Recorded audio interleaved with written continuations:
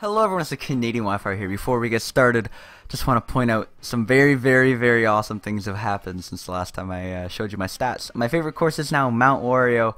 I finally have Paper Glider as my favorite glider. Next step's going to be a little harder to correct, but I definitely want my favorite character to be the greatest of all time, the GOAT, Morton. But, yeah, so this is episode 50. Can't believe I've been doing these daily for 50 days now. It was a little sketchy yesterday, actually. I uploaded it late at about 5 p.m. But it has been daily for 50 episodes. I'm going to real quick switch back to the 32 courses, non-DLC, just because we've been playing Animal Crossing a fuck of a lot, have we not? I think we've gotten Animal Crossing like 5 times in the last 4 episodes, so I'm going to switch it back to the 32 tracks. In this episode, I honestly think we are just going to play as Morton. Good old Morty Blue Falcon. In fact, I'll even switch it up for you guys. I'll go Cyber Slick Purple Wheels. And, would you look at that? We got Mount Wario already. I love my life sometimes, dude. It's so good. In this lobby, as you can see standing right in front of me, if I can touch him properly on my gamepad. Hello? Okay, my gamepad won't work, but the person standing right next to me with the blonde hair and the black glasses is actually Connor. You probably know him as Keo392, the popular YouTube channel. He's a good friend of mine. I've known him for a while. Fuck me, we don't goddamn get Mount Wario.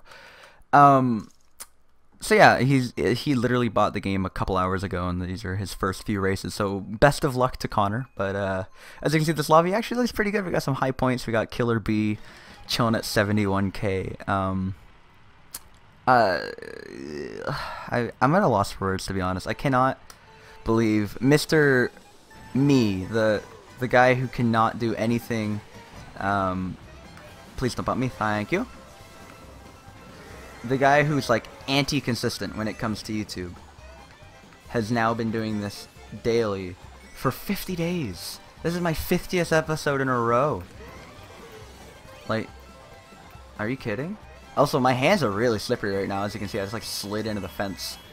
I'm not letting go of the old hop button enough. So in this episode, ooh, fuck my actual life, dude. Please don't hit me with that green shell, Lulu. Please don't hit me with that green shell, Lulu. Let me just get that draft real quick and snipe. Thank you. That's how you play Mario Kart 8. And, ooh, don't hit me with this. I had absolutely no chance there. Oh my god. What a joke so far. Please no. Okay. I actually stopped. I actually just used my brake there, guys. Okay, so what have I been trying to get out of my mouth so far in this race? Somebody asked me back when I was live streaming, and this was around like, I don't know, a week and a half ago, so probably around episode 40. Someone asked me if I could go over the basic tech behind Mario Kart 8 again. Okay, Killer B, you're actually awful. Come on. A little bit of speed out of you would be great, because I'm having to stop. There we go. That's how you use mushrooms. Okay, whew. So,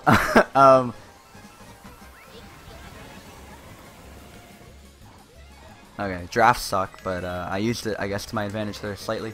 So, yes, basic tech in Mario Kart 8. The last time I tried to explain this was episode 1, and not only was I not very good at recording back then, because back in episode 1, when episode 1 of this aired, it was August 1st, and to that point, I had only uploaded 22 videos all year. So considering I've been uploading since like 2009, I should be pretty good at speaking and actually like playing games at the same time, right? You'd think that, but because I barely done it at all that entire year, race the red shells at the finish line. Yes. Yahoo! Yeah! I love Morton. Seriously, I could play this. I could seriously play with this guy for the rest of my life. I would never get bored. What was I saying? I was really poor commentary back in episode 1. So far, this episode hasn't been great either. But I don't know. Who knows anymore, right? Episode 1, episode 2, episode 3, all the way up to about episode 10. I just didn't feel comfortable narrating yet again. So the commentary was lackluster, and considering those are the very important episodes of how the fuck do you play this game, why are you hopping so much, and I've seen comments on my videos too, like, dude, why are you hopping so much? What does slide mean? And I'm just thinking, like, Ugh, I guess I really didn't explain it that well back in episode 1. So I don't just want this to be a repeat where I stumble over words and it impacts my driving. And Connor, go easy on me. Yeah, you're right. But I will give it an honest attempt in this episode. I do absolutely still want to make like an actual real good tutorial on how to play Mario Kart 8 at a high level with like it'll only be like a 9 or 10 minute video and it'll go over every important tech in the game. But I don't want to do it half-assed. I really do want to do a really good job with some, I wouldn't say impressive editing, but just like professional-ish looking editing, you know what I mean? Just a nice looking tutorial with a little bit of face cam showing the controller, etc. And I just don't have the time for it right now. So I figure, and to be honest, this track's actually pretty good for explanations and stuff, so I'll do it while I play on this track. Mario Kart 8 is a game based completely around momentum. It's a racing game at heart. The items play a big part, but your skill and your speed is 100% determined by the momentum and alignment that you can keep up during the game. So there's some main techs that I feel like a Zelda game. Some of these techs, take them, they will help you along your way. What I'm doing right here is the most infamous tech in the game. It's called fire hopping. Basically, if you hop back and forth, which is just as simple as tapping the drift button over and over, because if you notice when I go to drift on this corner, do you notice how I hop into the drift? That hop button can be, I guess, manipulated, and hopping back and forth while you are under the effects of a boost from any kind of boost. A mushroom, a super mini turbo, the orange mini turbos that you charge. Look at that minefield of bananas there, holy. Or a zip panel, which we are coming up to right now. All of these can be hopped, and what the hopping does is it not only makes you go faster along the ground, not only does it make you go faster along the ground, but it also extends the boost. So right there, obviously I was hopping because it's faster, but after a mini turbo, I'm hopping because it'll extend the boost, and it'll literally, like right here, it'll make the boost last for longer. As you can imagine, I wouldn't say it's game breaking, but it absolutely adds a lot to the game. And to be honest, this game is hella slow without hopping, and it wouldn't even be very fun. Not many people would still be playing the game if it weren't for hopping. What you saw right there was the second tier of, or I guess the only tier of momentum savers. It's a slide. Basically, it is a neutral hop, which I will show you here. That's a neutral hop. It's just hopping up and down, which is achieved by pressing the drift button without any input left or right, and then sliding on the way down. So you hop up in the air. I will show you here. Hop up in the air, and then on the way down, choose an input. And basically what that does, the effect of doing that, as I just completely failed driving into a wall, the effect of doing that is you slide when you hit the ground. And what this does is it maintains your momentum from a super mini turbo, a mushroom boost, or a zip panel. So basically, you want to hop out a boost to extend it and move faster, and then maintain the momentum from the boost with some slides. The way to get super mini turbos, you may be noticing, I'm charging them a lot quicker than you may be able to charge them, or I'm charging orange turbos on corners that you would normally only be able to get blue ones on. It's because of the third major technique in this game called soft drifting. Soft drifting is very simple at concept, but very hard to master. Literally, when you drift, instead of holding left or right on the analog stick, hold up into the left or up into the right, or down into the left and down to the right. Basically, choose a corner to drift instead of a side. And what it does is it's a sweet spot in the game where it will read the fact that you are drifting very tightly, and it will charge the mini turbo very quickly, but it will also give you a soft angle, which is why it's called soft drifting, and it won't make you turn very sharp. So it is a perfect sweet spot where you're not turning very much, but you're charging it very quickly. And like I said, it's just at 45. And it takes a little bit of practice to get used to, but once you're used to it, basically the entire game turns into charging mini turbos very, very quickly and without much effort, hopping them out to extend them, and then keeping up the momentum with sliding. So as I said, it's literally just a momentum-based game. Also, Sweet Sweet Canyon, which we're on right now. Fantastic track. As you can see, Keo in front of me. Enjoy it, buddy. Faster to hop in the off-road right there where I did. And not the off-road, but the area between the... So yeah, the three main techs in this game, like I said, are soft drifting. You don't need to soft drift on every corner. Like on this corner right here, I'm just fucking around because it's a long ass corner, but fire hopping obviously is crucial. Some other small things that I guess I could go over is coins. They add a 1% to your top speed per coin, so up to a max of 10% increase.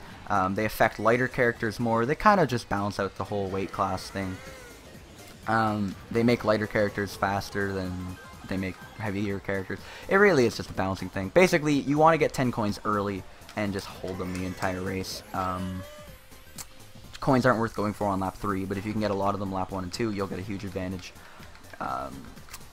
Outside of that, you may have noticed a few times on this lap. So those are all the main ones. And to be completely honest, I could stop talking right now and you would know how to play MK8. I'm also going to blue shell dodge right here.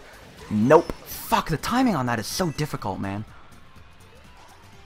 You have to do it literally as the blue shell is about to hit you. It's fine though, I can still pass this guy because this mushroom shortcut is incredibly powerful. So, ooh, did you see that banana snipe? So here's a technique, a minor one. If you jump over cannons that take away control of your player, as you can see, I don't really have control right now. It's a very fast one. As you can see, if you throw a green shell while you're under the effect of a cannon like that, it will just mock speed when it comes out. Basically, you want to get to cannon speed as quickly as you can, and by jumping over the glider, you're not wasting frames within the cannon where you are tricking. Your character will spend cannon frames tricking when you could be traveling at cannon speed. And like I said, cannon speed is a lot quicker. So, hopping over that. Here's another one. If you drift off of a ramp, it will charge the mini turbo while you're in the air. Very useful because the boost you get from a mini turbo and the boost that you get from tricking is the same boost. It's just a small little blue boost. But if you drift off of a ramp and you get a mini turbo when you instantly land on the ground, you get less airtime than if you trick. Obviously, if you trick, you get thrown way up into the air, and you get a small boost. And if you drift off of a ramp, you get the same boost as if you tricked, but you get less airtime. So obviously, it's a bit faster. It's harder to master, and honestly, it doesn't save that much time. So if you're newer to the game, just trick off stuff, to be honest. But if you really want to take it to the next level, drifting off stuff is faster. I think I've pretty much covered everything. Some real basic shit is every super mini turbo, the orange ones, you should be trying to get 5 hops, and then your 6th hop should be into a slide. Regular just blue turbos should be 1 hop and then into slides. You can't fire hop downhill, but you can use slides to make yourself go faster downhill. The fact that we just got Mario Kart Stadium might make this the most perfect explanation episode I could imagine. We got like the 4 tracks in it, which are perfect for explaining. If you want to get good at this game and master the fundamentals, play Mario Kart Stadium until you have a sub 140 time, and you'll basically get the game. It has soft drifts in both directions. Here's the first one. It has fire hopping. It has fire hopping uphill again, like I said. It has sliding on regular turf and anti-grav, where you need to let the drift establish a little bit more. Notice how I'm doing it a little bit slower here. You need to let it establish a bit more. It has what I like to call fire sliding. It's literally fire hopping, but as you can see, I have to slide, because downhill, if you fire hop, it will make you go slower. You can use slides, though, to propel yourself. And then it has a soft drift to the left. So yeah, like I said, if you want to practice the fundamentals, fucking Mario Kart Stadium. It's funny that the first track in the game is like perfect for practicing the fundamentals. I'm so convinced that Nintendo fucking... You can tell me all day, and you can explain to me all you want that no, Nintendo hates the fact that fire hopping's in the game. They hate all these advanced techniques. I will call out your bullshit on that so many times, and I used to think that... I cannot believe I just made it over that gap. I used to think the same way, like, why would they put it in? But I honestly feel like they made the game and they realized, hey, this game looks beautiful and it's pretty fun to drive in, but it's boring as all balls. Let's actually add some speed boosting techniques to it. For fuck's sakes, if you read the electronic manual that comes with the game, you know, like the stupid, the thing that nobody reads. If you click the home button on your controller and it says close software manual, if you click the manual and read it, in the how to play the game section, it's called hop. The button to drift is not called drift. It is labeled as the hop button. Like, I honestly... I don't know. The fact that so many boost panels are like perfectly lined up distance-wise that it's like almost... it's almost designed for fire hopping. And that guy's so fucking lucky he pulled a shroom on the last corner. Oh my god. Just... I don't know, man. There's so many little hints towards the fact that Nintendo intended fire hopping to be in the game that I've convinced myself that it's supposed to be here. And to be honest, I could not care less if it is or isn't. But well, I could. If it isn't in the game, I'm not playing the game anymore. So. This has already been a decently long episode, but I think I'm going to throw in one more race. Like I said, it's episode 50. It's one of them special episodes. I hope you guys enjoy this one so far. It's been so explainy. I'm really sorry, but like I said, last time I tried to do an explainy kind of episode and explain the fundamentals and like how this game works, I did a terrible, terrible job at it. The episode was boring. The racing was bad, and I feel like I did a lot better this time. And if someone wants to know how this game works, I can just link them to about 4 minutes into this episode, and they can just watch through. Like I said, I think I've pretty much covered everything. Boosted tricking is a thing, I guess, but I've explained that a few times, and it doesn't really come into play that often. It's really helpful for passing people online. If you go off a ramp and you trick while under the effects of a mushroom or mini turbo, the speed of which you go into it is carried throughout your entire airtime, so you can literally like jump over people because they'll be going slower on the ground than you will be going through the air. Anyway, I'm just going to sit back and relax and play one of my more favorite courses. I have the right setup for it. I have a decent amount of coins already. I just...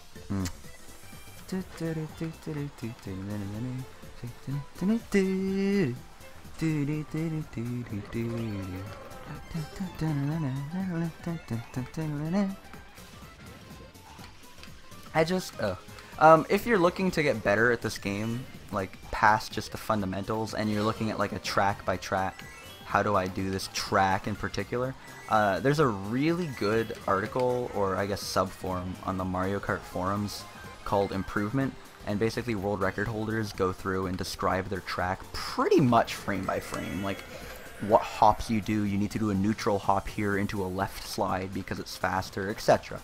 So if you're interested in playing this game, or I guess taking your game to the next level, I can link that down below. It's quite helpful. Also, there's a blue shell coming for me, but I couldn't care less.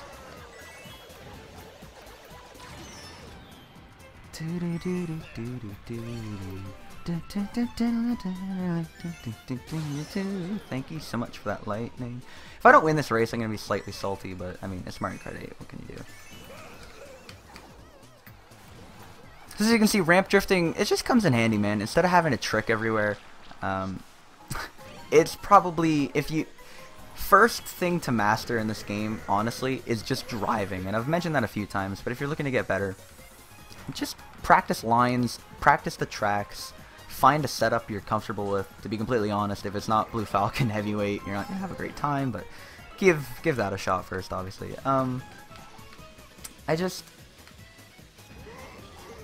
Practicing fire hopping and such is not useful if you're not good at the game. Hops won't win you races. I've said that a million times. Good driving will win you races. Once you're up to snuff, general driving wise, first you should probably master soft drifting, because getting extra mini turbos everywhere is just so helpful. And that kind of goes hand in hand with practicing lines. Then get down hops, then get down slides. And to be honest, if you want to practice one of like the smaller techniques, ramp drifting is so useful. It's just so many small little things in this game that I love. This episode we actually straight up gained 100 points. I think almost on the nose, if not exactly 100 points. So it's been almost 20 minutes. I'm gonna let you guys go. I hope you enjoyed this one. Please don't pretend this is going to be every single episode of the Road to 10,000. I normally don't explain this much. Somebody specifically requested me to go over Mario Kart 8 in depth once again, because last time I did a poor job explaining it, so I did. Anyway, I hope you guys learned something in this episode. I hope you look forward to the next one. It'll be a lot less explaining, a lot more enjoyable. Anyway, I've been your host, the Canadian Wifier. Hope to see you next time in episode 51 of the Road to 10,000. See you guys.